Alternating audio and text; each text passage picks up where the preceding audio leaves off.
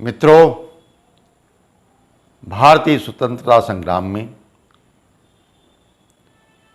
महानायक भगत सिंह का नाम सारे लोग जानते हैं और इन्होंने अंग्रेजों की ऊपर एक प्रभावशाली छाप छोड़ने के लिए असेंबली बम कांड किया था। सारे लोग इस विषय में परिचित हैं। उसमें भगत सिंह के साथ एक वीर योद्धा थे जिनका नाम था बटुकेश्वर दत्त। बटुकेश्वर दत्त भी असेंबली बम कांड में साथ साथ गए थे। कालांतर में उनको गिरफ्तारी हुई, उन पे मुकदमा चला, किंतु कुछ कानूनी कारणों से वो फांसी से तो बच गए, किंतु आजीवन कारावास उनको हुआ। बहुत लंबे समय तक उन्होंने जेल काटी। 1947 में देश स्वतंत्र होने के बाद बटुकेश्वर दत्त भी छोड़ दिए गए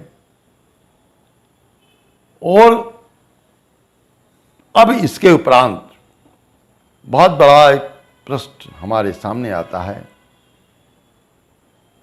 कि एक इतने महान क्रांतिकारी के साथ हमारे राष्ट्र ने क्या किया, क्या प्रतिदान उनको दिया। यहां पर ये ध्यान देने की बात है। जेल से छूटने के बाद बटुकेश्वर दत्त रोजी रोटी के लिए दर दर भटकते रहे। कहीं उनको नौकरी नहीं मिली। उन्होंने एक टूरिस्ट गाइड के रूप में काम किया। उसके उपरांत कुछ दिन सब्जी तक बेची, बिस्कुट बनाने काम किया और जाने कितने छोटे छोटे काम किए ताकि दो वक्त की रोटी जुटा सके।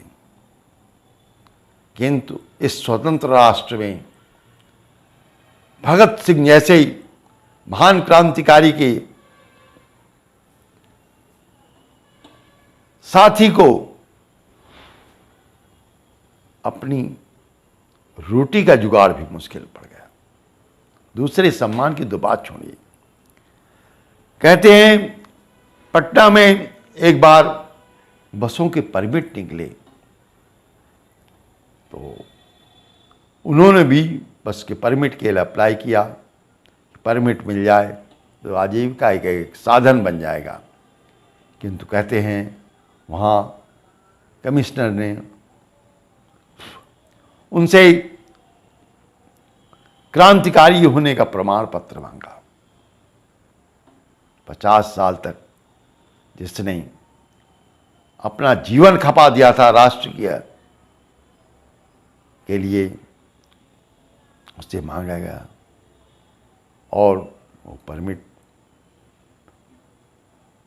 नहीं दिया गया। कहते हैं बाद में जब राष्ट्रपति डॉक्टर राजेंद्र प्रसाद जी को पता चला तो उन्होंने हस्तक्षेप किया और उस कमिश्नर को बहुत डांटा।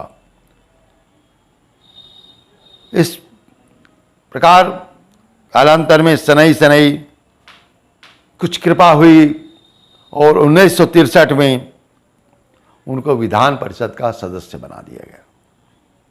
किंतु शायद उनके जीवन में कष्टों का अंत नहीं था। 1964 में वो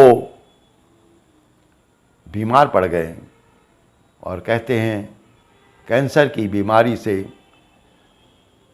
ग्रस्त होने पर दिल्ली के अस्पताल में भर्ती किया गया।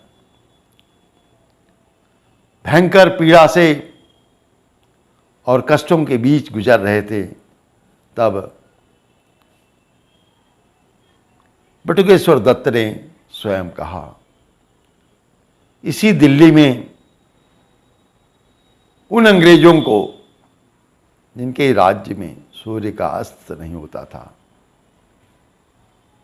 नाकों चने चबा दिए थे, बम फोड़ा था, और ये दुर्भाग्य कि आज मैं असहाय सा स्ट्रेचर में पड़ा हुआ हूं, कष्ट से पीड़ित हूं,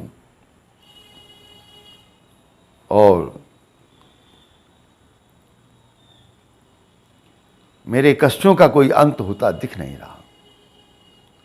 वहीं अस्पताल में कहते हैं कि भगत सिंह की मां उन्हें देखने गई थी। भगत सिंह की मां उनसे मिली, सर पे हाथ फेरा, उसमें उनको भगत सिंह की छवि दिखाई पड़ रही थी। बहुत प्यार से सहलाया। तब बटुकेश्वर दत्त ने एक बात कही, मां एक कृपा कर देना, मेरा शरीर अंत होने पर मुझे भी भगत सिंह, सुखदेव और राजगुरु के बगल में ही मेरी भी समाधि लगवा दीजिएगा। इसके उपरांत 17 जुलाई को वो कोमा में चले गए और 20 जुलाई को उनका देहावसान हो गया। 20 जुलाई 1965 को उनका देहावसान हो गया। फिर हिंदुस्तान पाकिस्तान सीमा के पास हुसैनीवाला में, जहाँ भगत सिंह, सुखदेव और राजगुरु की समाधि थी, उसी के बगल में उनको भी समाधि दी गई। एक प्रश्न बहुत बड़ा उठता है, लोग कहते हैं आज समाज में इतना बड़ा भ्रष्टाचार क्यों है, राष्ट्र उन्नति के शिखर पर चढ़ क्यों नहीं रहा। उसका एक ही उत्तर है कि इस कथानक से जाहिर होता है कि जिन्होंने राष्ट्र के लिए अपना सर्वस्व होम दिया, उनके प्रति हमने क्यों व्यवहार किया। और एक तथ्य है, जिस समाज में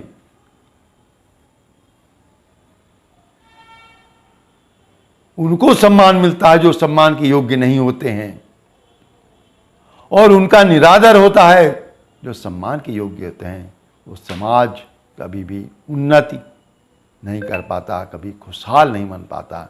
और शायद यही तथ्य इस कथानक से भी स्पष्ट होता है। तो आइए हम अपने शहीदों, राष्ट्रनायकों,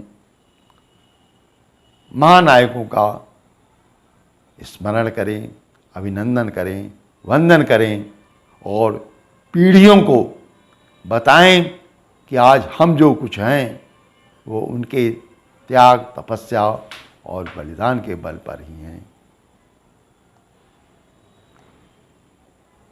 मित्रों, इस संदर्भ में कृपया अपने कमेंट अवश्य दें और चैनल को सब्सक्राइब करें। अन्य इसी प्रकार के संदर्भों के लिए आप अपने कमेंट में लिखें, उस प्रकार के हम आगे डालेंगे। धन्यवाद।